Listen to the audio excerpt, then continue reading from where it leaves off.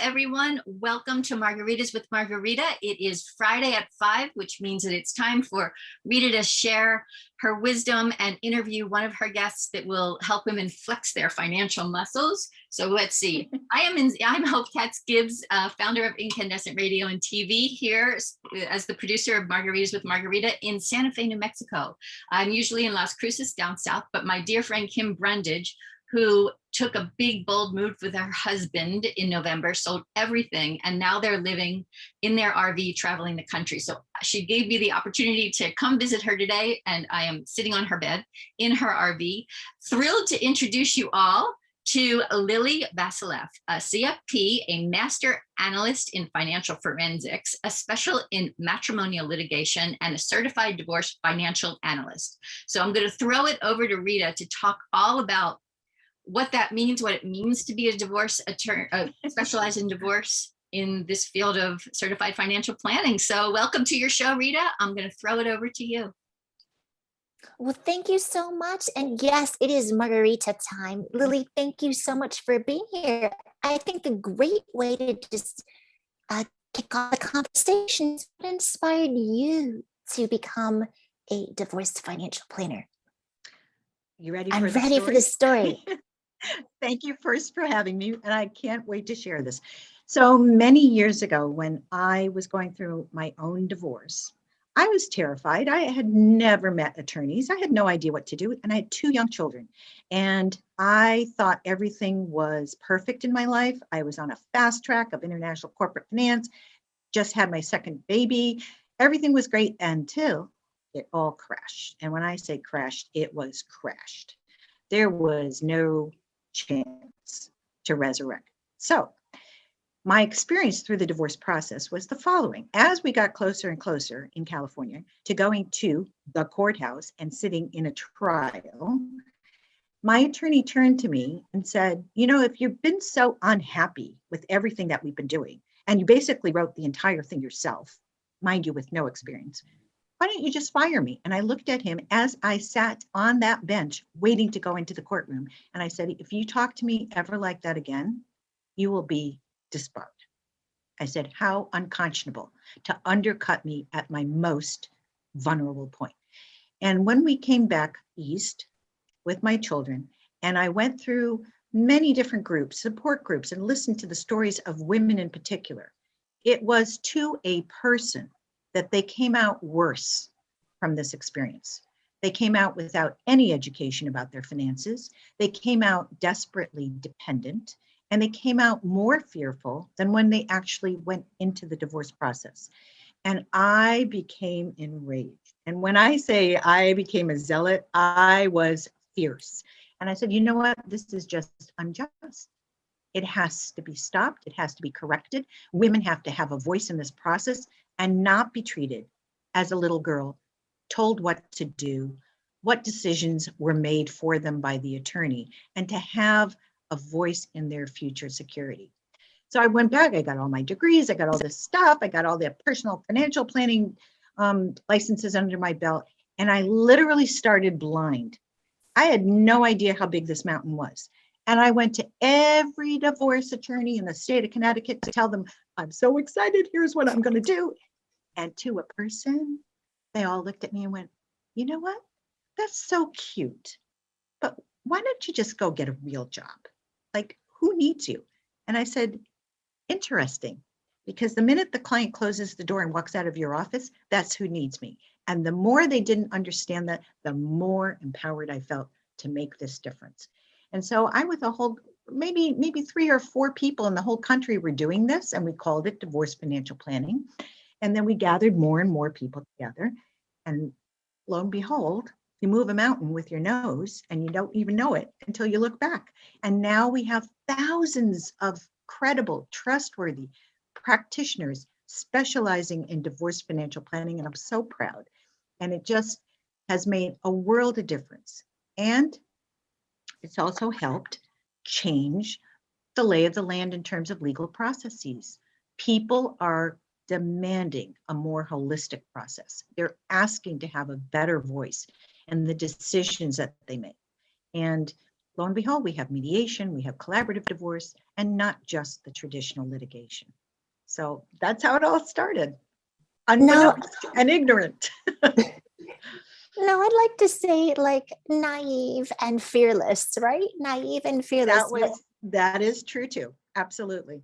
Yeah. So of course I serve on the board of the ADFP with you. So I believe in divorce financial planning and I understand why it is so important. But can you share with our listeners and viewers what exactly is divorce financial planning and why it's so important?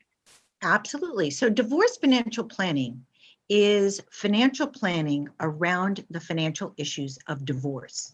And it's discrete to a legal process. So it starts before, continues through the process, and helps on the post-divorce side afterwards. It doesn't continue. It's not an ongoing financial planning relationship. It is only specific to the financial issues that are legal in divorce. And it's on an hourly basis. It's non-biased. It doesn't require the sale of anything. The client's interests are first and foremost and pristine in this process. And that's the most important piece, is to have the trust that you have an expert in your process who focuses on the financial issues from a sense of not only gathering them, organizing them, analyzing them, but also to developing scenarios for a settlement, for negotiation, for an outcome, and explaining all the pros and cons of each one of those so that every client has an opportunity to make a fully informed decision and to feel like they fully participated in the process, which is absolutely critical for them to feel confident at the end of the day. And I absolutely love what what you said. Yeah. That they're involved in the process. So based on your experience, and I think you also have a story to share with us, what do you think is the biggest regret most women have about their divorce? I hear this so many times. Thank you, Rita, for even asking that. The biggest regret I hear from women is that they felt rushed to make a decision, that they didn't have the information, that they felt coerced or embarrassed or ridiculed or manipulated into making a decision that they honestly never probably would have come to otherwise. And my heart breaks when I hear that, because they come from a process then with a result that doesn't even help them move forward.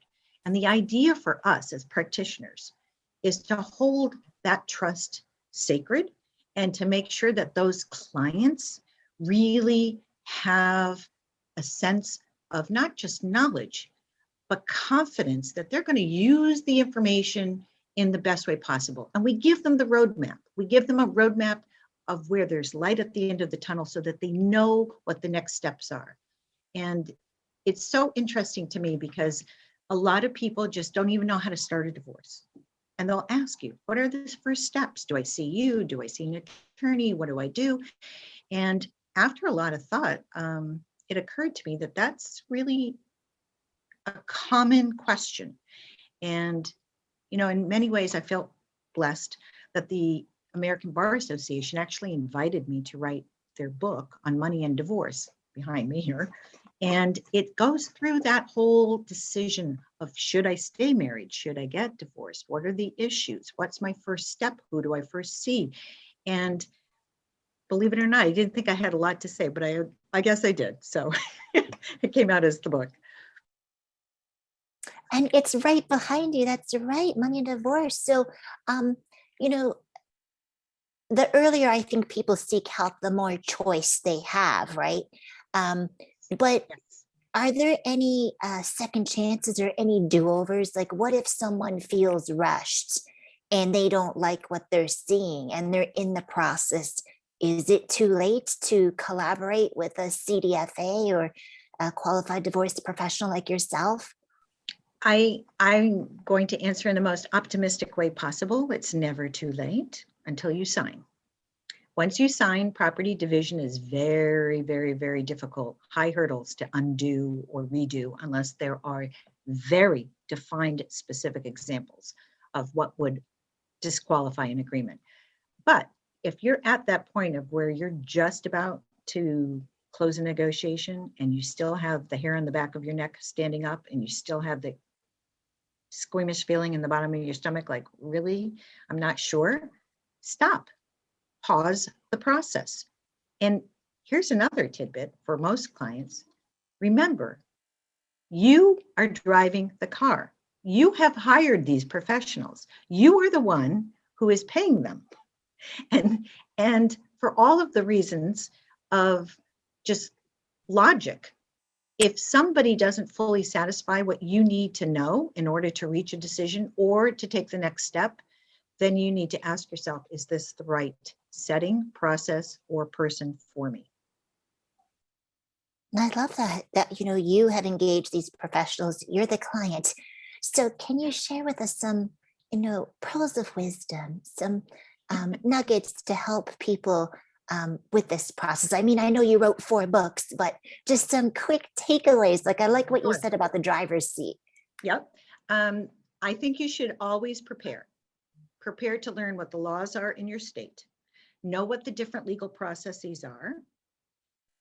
Try to keep lines of communication open as best you can with your spouse, because silence breeds fear and anxiety, and it paralyzes people. And you think the other person is doing something that they may not be doing at all. So really, the idea is to get a sense of calmness about entering into a process that is going to require every ounce of your energy. It's a marathon, it's not a sprint, and you have to pace yourself. Understood. So this question, when the pandemic first started, people were like, is it going to be a baby boom? And people are like, well, even my kids said, they're like, you have to think about, do you really want to spend that much time with somebody? So can you comment on the state of women today due to the pandemic, whether that is divorce or silver divorce, or some people call it gray divorce? Yeah, or midlife or late life or whatever. I think, if anything, the pandemic really opened people's eyes to alternative dispute resolution processes. Instead of litigation, the courts were closed. You had no choice. Therefore, people had to turn to mediation and collaborative divorce. I think women during the pandemic lost a lot more ground than men did, both in the workforce as well as trying to juggle. How many tasks do we all juggle? I mean, educating our children in school, making sure that they're doing whatever they're doing, handling your career from home, making sure that you are getting things done around the house, et cetera, et cetera.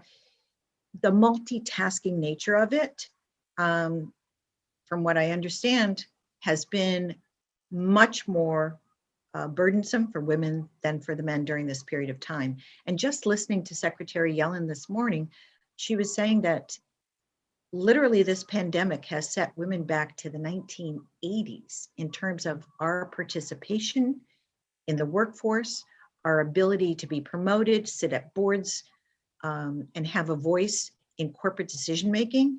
And I find that just absolutely unacceptable. That's more than a generation. I know, right? Staggering. It is literally staggering. And so where can we find you? How can people find you? And if you want to hold up your books too, you can hold up your books. All right. Yes. I'll do the little marketing piece. So this is on Amazon, and or you can buy it through the American Bar Association. But you can find me at my website, which is wealthprotectionmanagement.com. And I work with clients and professionals across the whole country. I'm usually called into cases that have very complicated marital finances, and or I'm called usually sometimes by professionals as the go-to person to mediate between attorneys that might have just one big issue that can't be resolved. And it's usually always, let me restate that, it's always a financial one. So I am delighted to work with anyone before, during, and after divorce. And I think that there's so much opportunity out there now for individuals to really tailor what they'd like to have happen to them with this process and how to protect their families. Well, I know because I've had the opportunity to work with you on the board of ADFP that you truly believe divorce financial planning empowers the lives of women. Are there any closing remarks, parting words that you want to share with us? Absolutely. So what else is divorce but money and children? And the fact that it's a legal process always confounds me. However, if you need a professional, please come to our membership organization, the Association of Divorce Financial Planners, and you will find qualified practitioners who adhere to our standards and our protocols for practice, and they are experienced and seasoned professionals. And do not go it alone. If you need an advocate or you need a neutral support person to help you better understand what you need to know to be accountable for yourself, then please consider a divorce financial planner. It should be in every divorce, as far as I can tell. Sure. And what's the website? The website of the Association of Divorce Financial Planners is www.divorcefinancialplanner.org. Thank you, Rita, for asking. Thank you so much for joining us for Margaritas with Margarita. Yes, Love thank it. you, thank you, Thank thank you, you. Lily.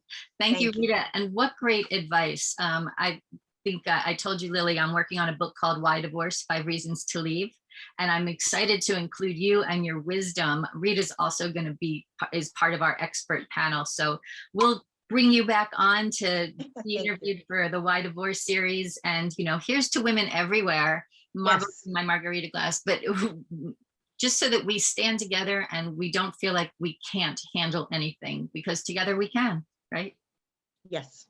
Yes. Be So bold. Be bold. be bold, be brave. Do it with a girlfriend, right?